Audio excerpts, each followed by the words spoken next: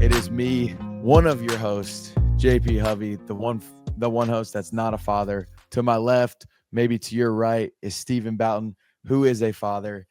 And y'all already know the tennis season is winding down, but the slice is not. We're only going up, and we need you guys. So before we even get into it, if you're feeling generous, it's around the holiday season, go ahead and hit like, hit subscribe, leave a comment. Whatever it is, positive, negative, something you're thankful for, anything like that.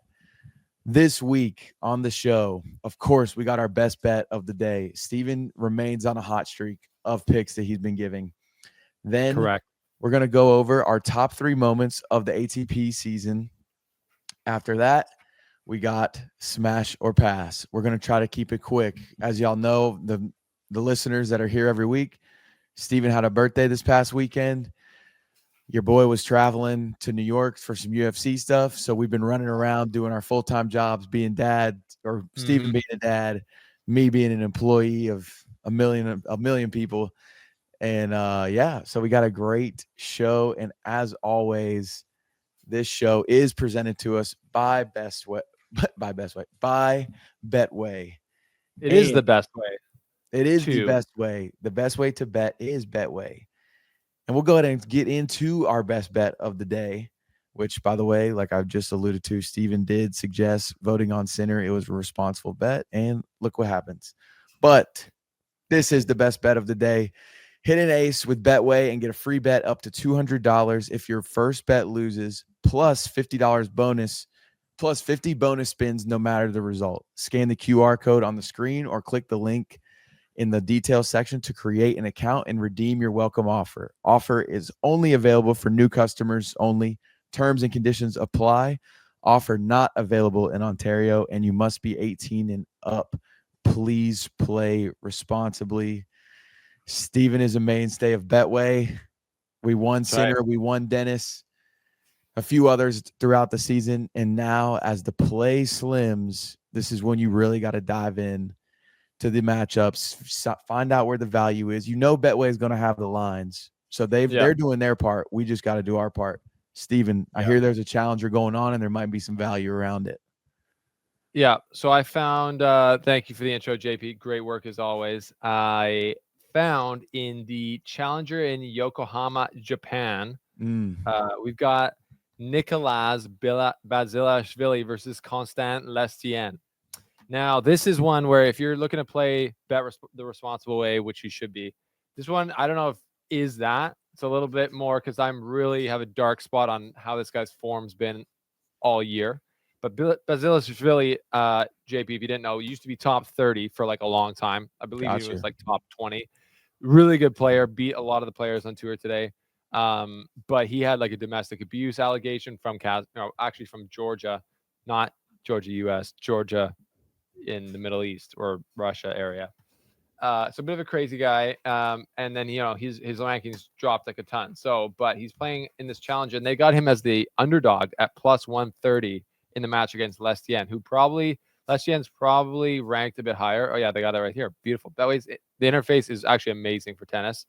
So 215 rank is the current rank for Basilashvili and 196 is for Lestienne. But again, Lestienne's probably never been inside the top 100, and Basilashvili's won like multiple ATP titles. So, if you just play it based on that, I would say the big favorite to me is Basilashvili, but you never know where his motivation is. He used to be, it's always weird when these guys are like top 30 making millions, and then they're playing in Japan off season grinding, so their mental game can be a little bit off, but that's a little bit of value there for you, I would say. And if you're looking for more picks and tips, make sure you follow me on the Betway feed. The link is below for that. Yes. And a couple fun facts about Yokohama in case you ready for these. Speak to me. So Yokohama is Japan's second largest city next to Tokyo. And it's also located right next to Tokyo, which in most countries, it would be considered a part of that city based off how close they are together. But it's not. There's 3.7 million residents. Another fun fact. They have the Yokohama Cosmo World Amusement Park. And this is why you should be on Betway, because this is free to access. Anybody can walk in for free. But each attraction costs a different amount of money to take part in. So you go bet on this Yokohama match that Steven just told you about. You win some coin, then you go over, hit the amusement park. You get in for free, but you might be able to get to ride the best rides in case you win. And those are a couple fun facts about Yokohama. Honorable mention fact would be Yokohama has a museum dedicated to the first cup noodles, which, those instant, like basically ramen noodles. Yes. Yeah. Museum for it. Amazing. They just go, I love the Japanese. They go so hard at what they're good at, which is a lot of stuff. Manufacturing, design, making amazing golf clubs.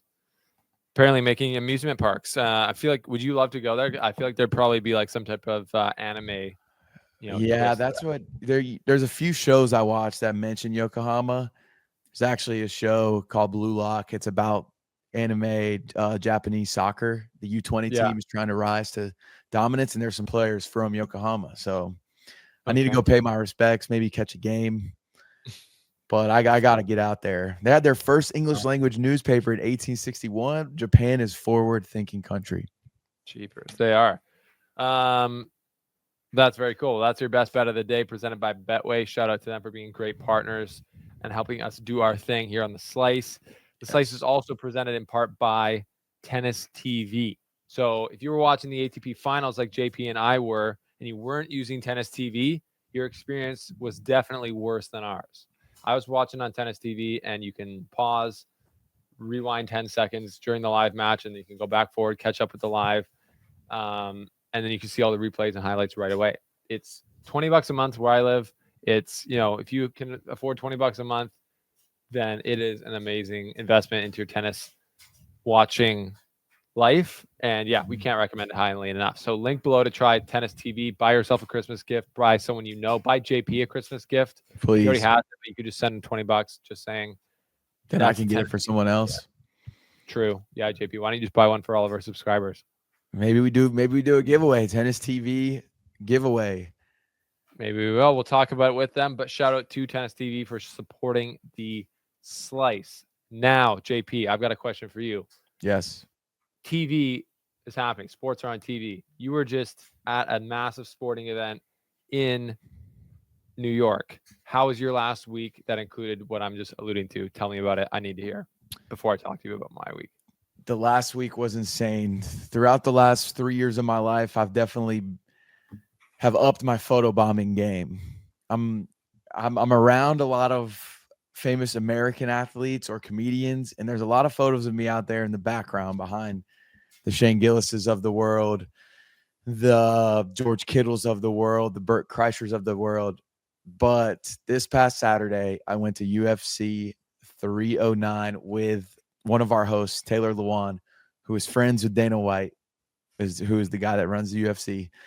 And at this event, the new American Avengers, that's pretty much what they have labeled themselves, all showed up, and we were sitting one row behind all of them. And when I say all of them, I mean Donald Trump, Elon Musk, Joe Rogan is off to the side doing his commentating job, but Tulsi Gabbard, Robert F. Kennedy, Vivek Ramaswamy, and a few other people out there. Nice. And so, when they come out right at the pay-per-view, Kid Rock's song, I think it was like American Badass, is playing, and the stadium seriously just went absolutely bonkers. Everyone starts chanting, USA, USA, oh my gosh, USA. And it's cool because the crew that is walking out is like a pretty diverse crew, which is kind of America. Like, it's always considered a melting pot, but it's hilarious for me because, I'm from like Greenville, South Carolina. A lot of my friends are watching the UFC. So my phone is going like nuts. They're like, dude, I just saw you in the background. And I was, my seat was directly behind Robert F. Kennedy's seat, to where when I say directly behind him, I mean, when the fight is happening, I'm like this, like, hey, Bobby, you mind sliding over or something? I need a little better view. One of my boys is about to fight. But man, it was insane. And just to hear the cheers, and Elon Musk for sure was the one I was most excited to see. because I think I've mentioned that on the podcast before that I'm reading his book, and clearly he's one of the more unique minds to ever walk planet Earth. And UFC is not something you would pair Elon Musk with. And watching him just kind of maneuver and exist in the UFC world was everything I could have imagined. Like awkward, like fist pumps, smiling, like thumbs up, waves. And luckily for me, I was able to do some screen peeking and see like what's Elon Musk do on his phone. And he does exactly what we would expect him to do. And there are videos from the UFC event of he's like scrolling his phone, throws his head back laughing, and you can see he's looking at memes. That is insane. So I'm seeing him, he's scrolling Twitter, and then you see him swipe over to are you familiar with Slack? Yeah. So it's obviously not Slack, but it's something that looks similarly formatted to that. So clearly some like business thing that he's doing. And then he's like over onto his email, back to Twitter, and just like keeps on recycling throughout the whole entire night with John Jones like fighting right in front of him and paying attention to all that. And he's sitting next to Kid Rock, and you can't put two different people next to each other than Kid Rock and Elon Musk. So it was what an nuts, insane man. night. Like what I got a question, like is there any like rules to when you got like floor seats and you're sitting right behind like now the Secretary of Health for the US? Like do they screen you guys? Are they doing like mental tests on you, JP? Like are you gonna snap or go crazy during this event? Like what is that like? No screening, which definitely you would think could be a problem, but the section we're in is like an invite only kind of area. Right. But there are like people are getting drunk in this area as well. And so this one kid, he yells over at Taylor. He's like, Taylor. And you can just hear he's drunk, like slurring his words. Yeah. Taylor's like, what's up, man? He's like, I need a pic with Donald. He's like, go, like, can you get his attention? And Taylor's like, no, like you can ask him. So then this dude comes over like one row into our row. So now he's like kind of 3 people down from me. And like I said, RFK is right in front of me. And he's legit like, hey, RFK. And RFK turns around, like, kind of gives him a wave, like, hey. He's like, can you get Donald? And he's showing his phone. And he's like the ultimate, like, bro. Brutal. This kind of douche. Yeah. He's like, you get Donald? I got to get a pic with him. Like he's at like a fraternity party. Like, and RFK tells him, he's like, hey man, like if you want the photo with Donald, like you need to ask him.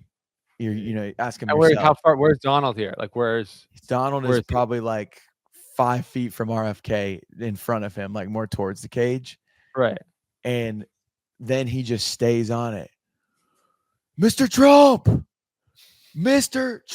And he's like getting upset that he's not like hearing him. Where were this guy's friends? Or like who was he? Was he just like totally by himself? Man, you know Zach Bryan, right? Yep. He was with Zach Bryan's ex-girlfriend.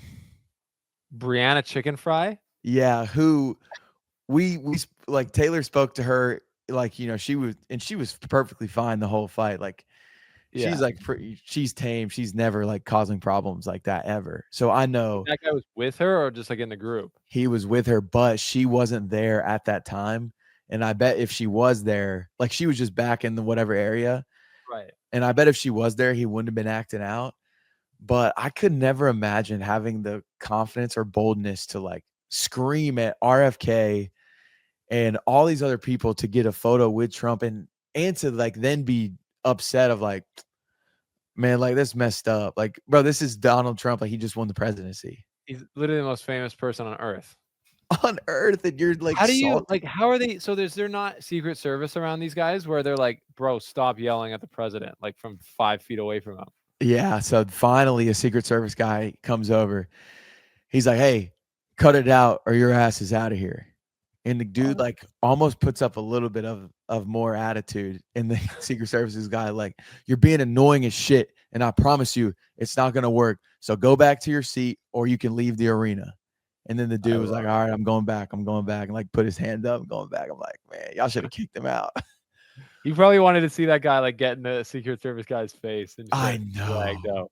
Oh, it would have been awesome, dude.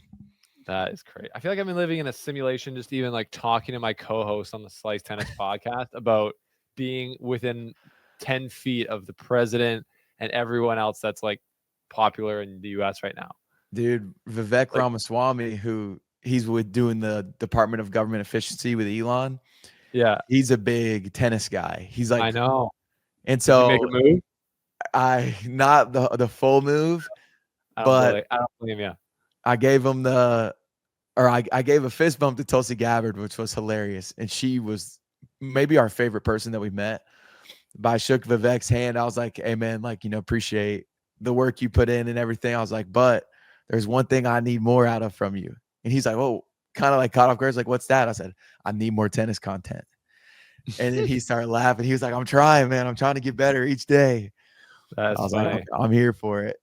Maybe we'll tag him in some stuff, and he'll see us, and he'll be like, he'll want to come up here. I want to grill him. Did he actually end up going in a futures event? Because I think he said he's training for one, but then people were like watching to see him now, like in the draw, and they couldn't find him. So I think maybe he was being sarcastic. I don't know. Yeah, I know. I was seeing that. I saw that post as well, and I kind of just took it at the face. I was like, oh dang, he played a futures event, but I did not go back and follow up. But man, it was crazy. The greatest photo bomb. It was legit. It was Trump, Elon Musk, Dana White, and RFK or Joe Rogan. I honestly can't remember. And then me and Taylor are just in the back. And I just hit the zoom in. Yes, I saw that. That is so legendary. Like you can't make it any more legendary than that. Like as far as the photo bomb, like I saw that on your Instagram, and I was just like, my man is just he runs in different circles. And the last crazy part, and then we got to get to the Mad Men birthday party. Yeah. There's two quick things. Michael Chandler, he was fighting second co-main event. We're friends with Mike, and I'm a lifelong UFC fan, but he's walking around while Charles Oliveira is walking out, and I'm filming for our vlog that will be coming out. But I yell, I'm like, let's go, Mike. And Mike is the ultimate gladiator. If anybody wants to be entertained, type in Michael Chandler UFC highlights, you'll be amazed. And he's walking in the ring, and he like hears it, turns his head, and just points like straight at me and Taylor. And I was like, this is the greatest night of my entire life. But after the fight, Jelly Roll was there, and Jelly Roll also lives in Nashville. You familiar with Jelly Roll? I don't know what that is. Jelly Roll is he's a country singer. He was a rapper. He's got the tattoos on his face. Okay. He sings that song Save Me. That's what blew him up the most. Okay. But so he's blowing up in the country world, and he comes to Taylor. He's been on Bus with the Boys a few times. He's like, hey, when you guys going back to Nashville? We're like, we got the 6:30 a.m. flight Southwest from LaGuardia. He was like, he always says Bubba. He's like, oh, Bubba, just come with me. We got space on the plane. And so after the fight, we run, grab our bags, come back, and we get in the car with Jelly Roll. Police escort from Madison Square Garden to the private airport. And Stop it, brother. This plane we were on was like huge. And there was only me, Taylor's wife, Jelly Roll, and his nutritionist. And we're just like sprawled out. We got back to Nashville at like, 4:30 a.m. Jelly took us to our cars, parked at the normal airport, like the legend he is. What? And I'm just like sitting on that plane the whole time back, like, what in the world just happened in the last 24 hours? That is insane. So did you surprise Sitton, your wife, when you were coming home early, or did you let her know? Sitton was actually in San Francisco. She's a nurse practitioner, and one of her part-time jobs, she does stuff with a company that works with a lot of NFL teams. So she was doing some stuff for the 49ers. Crazy. So she was coming back. Very cool, man. That's that is. How many private jets have you flown on this year? Just be honest with me. This year, just technically it would be only 2 planes, but like 4 flights. How many flights? Yeah, 4 flights. Or I think because we flew Yeah, 4 flights, 2 planes, 4 flights. Different. He's just riding on a different level. That is so cool, man. That's a very, very fun week, to say the least. Insane week. But I saw you were with Don Draper. I was with Don Draper, and by with him, I mean I was him for the night. Actually, no, I was Roger Sterling. But for those of you who weren't following, I had my 30th birthday party on the weekend. It was my 30th birthday, and we had a pretty crazy party by my standards in Victoria. Definitely wasn't Madison Square Garden in New York, but we rented the penthouse of this hotel right over the water here in Victoria. It was awesome. It was a crazy room for us, and we put up a couple of my friends there, including my brother. And we had like 25 people come in, and we just had a party, and everyone dressed up like they were in Mad Men, the show. So I was dressed up like I was Roger Sterling, and everyone was just dressed like it was the 60s. Everyone's wearing ties, suits. We're making Manhattans, we're making old fashions, we're making martinis, just having fun with it and kind of everyone was getting in the theme. I was letting the lines go, and I did a little speech, but it was just a little perfect night. Yeah, it's just like I got up this was actually great. I got up with a little knife, and I was tapping my martini glass. So I'm sitting up there with my martini and a knife, like swaying around, talking about my, how thankful I was to everyone coming, how much I love everyone. I said, you got to celebrate your 30th birthday because your 40th is never guaranteed. I just made that line up. It wasn't Love that. Wasn't from Mad Men, but I do think that is true. And then, yeah, it's just a great night. So I had a great birthday party. Friends in town all weekend. Big hosting weekend. I love hosting people. Hopefully JP and his wife sitting one day. Come up to Vancouver Island, check it out. So yeah, I had a great weekend and a great week. But that's enough. Unless you had any specific questions, JP.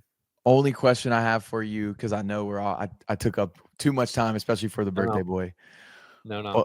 But your favorite thing about year 29? Now that it's gone. Year 29, I think that's pretty easy one. My favorite thing about this year was, having our son Shepard born. Becoming a dad's been amazing. Just, yeah, I've looked forward to my entire life. Like I was a little kid dreaming about having a family. I've always just wanted to be a family guy. So yeah, it's been so cool. He got his shots today, his first childhood vaccines, and so he's a little upset about that. And we made him like essentially cry for the first time in pain. It was like, you're just like, he's like you betrayed me. Yeah, he's like, I cannot trust you. Like it's like we've entered a new realm where he's like, I don't fully trust you anymore. We need a healthy boy, though. We need a healthy boy. That's right. So that's good. We're all good. And what's next up for the thing here? Is it just we're talking about the good moments of 2024, JP? Is that right? Top 3 moments of 2024 ATP season. Can be WTA if you have some of these out there, but really just the things that stood out to us this year in the world of tennis. And would you like to go first with your number 3? Yeah, let me go first with my number 3. So my third one is, great moment, and it was kind of like an extended all year moment. But to me, it was Jannik Sinner winning the ATP Finals like this weekend. It just happened. And it was to see the first Italian man to win that tournament in Italy with the whole crowd chanting his name and, him showing a bit more personality, maybe a little bit more excitedness, maybe relief after, essentially completing the year, definitely proving that he's the number 1 player in the world. That was just very cool to see. And I felt like that was a little bit, maybe this year we had taken Sinner being number 1 for granted a bit, or you're just like, oh, he's the guy. Maybe he doesn't have as much charisma as like Alcaraz or Djokovic. But I think as anyone who's like a pure tennis fan and a fan of the tour, you watch this guy go all year long. Well, he won in Australia, won in Miami, won in Rotterdam, won in Halle. And then he had, tough little stretch there, French Open, Wimbledon, Montreal. Then he got right back on the horse after the announcement about his positive test. Won Cincinnati, won the U.S. Open, won Shanghai, and finishes off winning Turin. Just an absolutely dominant year, to be honest. And I think for me, it was just like the culmination, him getting both trophies at the end there in front of the Italian crowd. You're like, oh, this guy's a full rock star in the sport of tennis. Rock star status. Italy's a massive tennis country, and it was a couple years ago in 2022. Like I was talking about it, Italy's the up and coming tennis nation. Like they got all these nice young guys. They got Sinner, Musetti, a ton of guys in the top 100. but now they got like the clear number one in the world. Rockstar had the best 2024 out of anyone. And that was, to me, that's an insane moment of the year. Really cool to see. Yeah, no, I love that. And face a lot of adversity. A lot of people starting to maybe throw some shade at him, hate on him. And as a young player, he could have handled that way worse than he did. And the best way to get back at him is success. Let the scoreboard talk. Let the scoreboard talk. All right. Wait, pause. I got to go back to my week for 1 second. This is totally out of the book. Before we get into yours, this is a little sidebar. One of the best parts of my week was seeing a little bit of redemption happen in the comment section, JP. I don't know if you caught this. Wait, no, I didn't catch this. What happened? So I'm going to throw it up on the screen here because I got it prepared for you because I'm prepared. Pocket Match 8358 says, love how down to earth you guys are. I will admit I was wrong about JP and the weed smoking comment way earlier. Don't judge a book by the cover. God bless you guys and your families and hope you live a wonderful life of joy, happiness, and great health. Come on. Man. What a comment. That is such a good sign about just the world and people in today's world. What is the username? Pocket Match 8358. Pocket Match. Thank you so much for the kind comment. Look, there's obviously was it bumming you out when you got some negative comments, JP? No, well, it depends what comments. The weed smoking one, that's been my whole life. So we're only one Pocket Match. Yeah, like we're used to that. But what I mainly enjoy, the thing I love about negative comments is replying to them. And depending on the type of negative comment, sometimes it's fun to be negative back and, have some fun back and forth. Yeah. But the other parts I like is trying to reach the middle ground with somebody because I believe that I could be friends with everyone. Right. And even though this person could say something nasty, it's like, hey, I'm sorry you feel this way. I'm also trying my best. I know you're trying your best. I'm going to get better for you. I hope you can respect that. And then to see some people kind of like this guy, Pocket Man or girl, whoever it is, to see them kind of come over to the other side, it's like, hey, we can change the internet for the good. What a moment. Yeah, that's true. We can. And I think I might have called him out in one of the other podcasts, not him maybe specifically, but somebody else. But, he said, God bless your families. Hope you live a wonderful life full of joy, happiness, and great health. Maybe one of the nicest things anyone has ever said to me. Seriously, man. Like, shout out to the Pocket Match. All right. So what was your third best moment of 2024? All right. JP? So I got to hit a couple honorable mentions. Anytime history is made, I feel like I need to shout it out. Yeah. Unfortunately for Rybakina, she was on the losing side of the longest singles tiebreak in Grand Slam history at the Australian Open versus Anna Blinkova. That match, I wrote down the stats on it. The tiebreak was 42 points. It lasted 31 minutes, and there was 51 total match points throughout the tiebreak. 51? Yeah. No, wait. 15 total match points throughout the tiebreak. Yeah. That is insane. So history. I remember that one. I do remember that one. That's a good pickup there, JP. You went all the way back to the Australian Open. That's a good one. Yes. And then my next, there's so many, but I'm going to leave it at 2 honorable mentions. Actually, scratch that. This can be my number 3. The number 3 storyline for me, not our guy, I hope maybe our guy sometime soon, but Sumit Nagal. One of my favorite stories in the tennis world this year. Last September 2023, he said, he came out, he had that post, I have 900 euros in my bank account. Yeah. I go to his profile on the ATP Tour today, and I am proud to say Sumit Nagal, he will finish the year in the top 100, and his prize money this year, $667,000. So what a glow up. Yeah. What a grind. He was also the first Indian man to win a Masters 1000 match at Monte Carlo.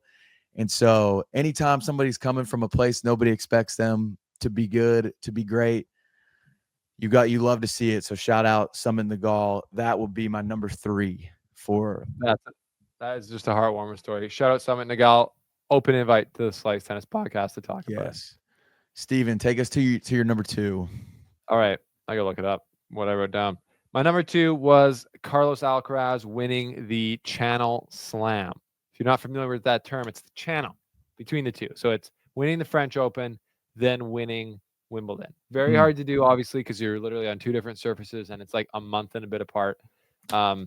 But yeah, that was, to me, again, like, I love the historical side of tennis, looking at, following the big 3 for the last 20 years. You're just like, every history is being made every single year.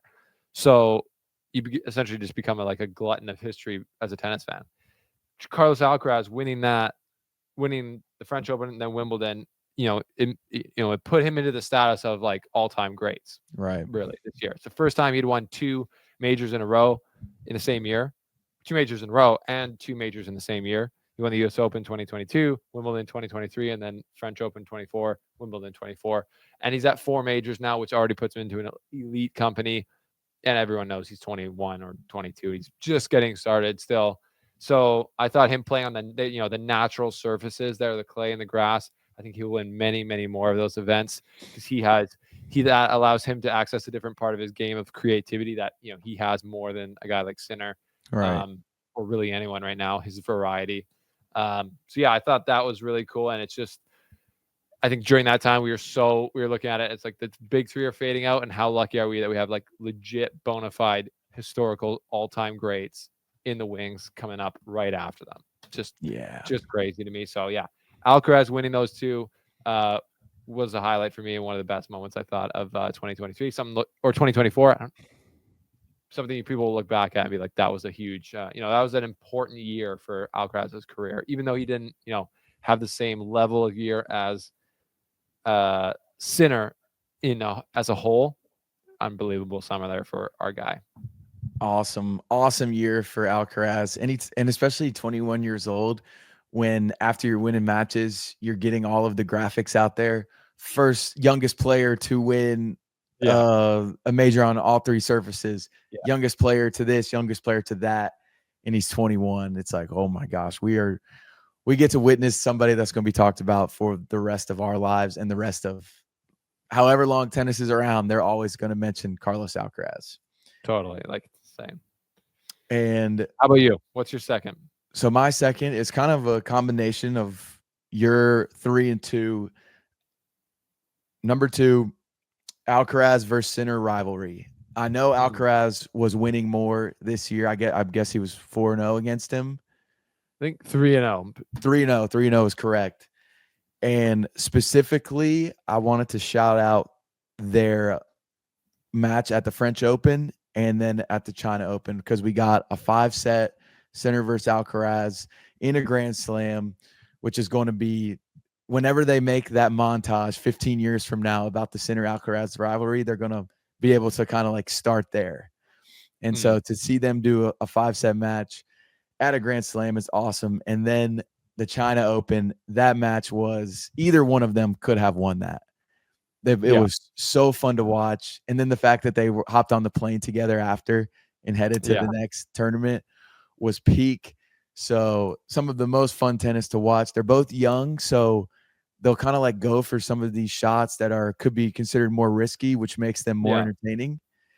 And I feel like it's going to be, that's the number one thing. It's going to be an entertaining rivalry, and we got to see pieces of it this year, like with both of them at their best. Yeah, that's a great moment of the year. Like, I think we did a whole podcast on it. Is the Sinner Alcaraz rivalry at the big 3 level? And and we had some big takes there, but super fun rivalry. I love that moment in Tokyo, taking the plane. I think they went to Shanghai next. Probably not it was Beijing to Shanghai. Really? Yeah. Did they fly? That's I feel like that would be like bullet train, like hop on the bullet train, save the planet. Man, they're flexing on us. They're flexing on us. They're crazy. Those guys are going crazy. They're living it up. Their Nike deals, which was our first episode, I believe, are crazy. Sinner's got his own little logo on the Nike hat now. Huge for him. Now we should go to Italy. We should go do a live show from Italy. We should get a sit down with Sinner in the off season in the Dolomites in Italy and go see what it's like there. See how much of a king he is in those parts. I can't imagine. He probably has to stay indoors at all times. Yeah. But Europeans are kind of different, though. I will say, like you go up into those small areas where he's from. It's just like people like understand, like, oh, that's a human being. I can like leave him alone. He won't be like True. that drunk guy at the UFC. Yannick, Hey, hey, Trump, I bro, exist. let me get the photo with him. Oh my gosh, that's crazy. Oh, That's funny. That's one of my favorite stories. It's just like, so, all you have to like to be successful in life, you just gotta. I mean, he sounds like he's actually probably pretty successful somehow. He's like yeah, with he's sitting up there for some reason. I don't know, some doing something right, but alcohol's a hell of a drug. Let's just put it that way. Yeah. Okay. My number one. Is that where we are? Yeah, we're at number one. My number one moment of 2024. I gotta give it up to my guy, Novak Djokovic, winning the Olympics, completing the game of tennis, completing his career. It was one of the coolest moments I've seen. And I've been a guy who, for my whole fandom of tennis, have cheered against this guy. But Right. when he won the Olympics, beating Alcaraz, who had just beaten him like 2 weeks before, and he had a terrible year by his standards. Seeing him win the Olympics, the real thing he wanted to do the most in 2024, you could just you could relate to that. I could celebrate him, being like, oh my gosh, you could see the relief in his face. He's literally just trembling, crying on court. It meant so much to him. If you can't be happy about that for someone, like, you're missing, a part of your brain. Like, that Right. to me was very cool, super unique. See him literally put the last piece of the puzzle in there of his career, and do it in a great match against Alcaraz. Because like recency bias is a real thing. Like, you think some of us might have forgot, like, how, and Djokovic has been so good up till this day, but in 2024 he hadn't played a match like that. He hadn't played a Right. good match like that. So you forget, what does it look like when he really locks in? Because that's what he was so great for, was locking in. Mhm. He would just never let you go. And he did that to Alcaraz in that match, and he just squeezed him. And the moments came up where he needed to find a little extra, and he hit these boom big cross court forehands that even surprised Alcaraz, and Alcaraz couldn't touch. And yeah, 6-4, 6-4, just found the moments, executed in them, and just played. Yeah, one of the matches of his career at the age he's at. So To complete the game. crazy. To me, it has to be my number one. It's like, that Yeah. was crazy, wasn't it? It is. I mean, it's my number one as well. And Perfect. retweet everything you just said. It's that he would not. Most times athletes don't get to kind of win things the way they want to win them, and Correct. that's exactly how Djokovic drew up like his Olympic gold medal. Give me the toughest competition. Give me a guy that just whipped me in Wimbledon, like has dominated me before out here, is definitely the guy on tour coming, and nobody thinks I can pull it off. And let me just pull that magic out one more time for the one piece of hardware that I don't have in my Yeah. trophy case. It was awesome. And just the Olympics in general, like, so many cool things happen at the Olympics. And Yeah. the fact that something in tennis sort of got to take one of the biggest storylines, I feel like doesn't happen a lot of times at the Olympics. Oh, for sure. Yeah. Like, and I love how you said that. Winning the thing you want to win at the end of your career doesn't always happen. Like, Right. it's not. It's like Nadal had already won a Olympic gold medal, so I don't know what he was really chasing while he kept trying to go. It's just the love of the game, wanting to keep Yeah. coming back. But he's not. He just essentially retired. I'm looking at Twitter right now, and you see his retirement speech. Him losing I think he lost to Bodek van de Zandschulp tonight. That's not like what he's picturing. You want to go No, out like that. no disrespect to Botek, but like, that's not what he was expecting. Maybe he was in his final match. I don't know if this is going to be his final match. I really have to, Yeah. yeah, because they lost in the Netherlands. So I think they lost, and that's not how he would want it to go, I don't think. And obviously Djokovic isn't retired, and he will Right. end up one day, and it'll probably be on like a loss that he doesn't want to take. But I think he can look back and just be like, I've owned the most records of everything. I got the last thing I wanted, and it was more for Serbia than it was for me. Right. And yeah, I'm complete. He can be very satisfied. Like, he can just skip the ATP Finals and just not show up if he wants, because that's what I know. he is now. It is. It's nuts. And it feel like, because I was seeing the Nadal stuff and I was keeping up with a little bit of the results just on my phone, Yeah. and it doesn't feel right. You're like, Right. wait, he just is going out like this in the Davis Cup like the whole world should be watching. Yeah. One of the greats is just played his last match, suited up for the last time. It's given people all these moments for the last 20 years, call it, and then it's just nobody sees the end. It's like, what in the world? It's brutal. Yeah, I know, and that's tennis though. That's just like, how do you watch the Davis Cup? People like can't figure it out. Like I don't think I could watch it on. I couldn't watch it on tennis TV. I couldn't watch it on any of the cable channels I have, which are all the ones Yeah. in Canada. Anyways, but we have the best thing, the silver lining for all of us tennis fans is we've got enough memories with these guys to last a lifetime. I think like if you're in 30 years from now, if we're bored and you want to go and maybe tennis isn't as good as it was, you can go back and watch these matches and relive it.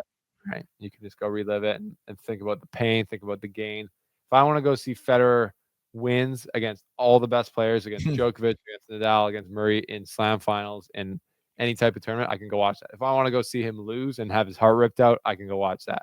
And the same goes for like every player. You can just see whatever type of match you want. They gave us so much. And that's why everyone's bawling their eyes out again for Nadal. Yeah, I love it. One other person I did want to shout out in this year-end top moments, have to shout out Sabalenka finishing number 1. She's a joy. She's a pleasure to watch, and she was dealing with obviously a couple years ago when she lost her dad, and then this year when her ex-boyfriend, that whole crazy thing happened. Yeah. She lost him. Don't know what their relationship was like at the time, but at one point she loved him. Losing a loved one is never easy. And for her to come back and have just an awesome year, finish as number 1 player, I know that's something she was definitely one of her big goals going into the year, and doing it without playing Wimbledon, having to pull out is just like shout out Sabalenka. Can't wait to watch her again next year. Yeah, that's great. That's new world number 1 for WTA. Love to see it. She's a queen. She's super fun. I totally agree with that. Couple smasher passes that I threw in here, JP. Should we hit them? Smasher pass, then we can get up out of here. I'll kick it off for you. The 2024 ATP Finals. You smashing or passing?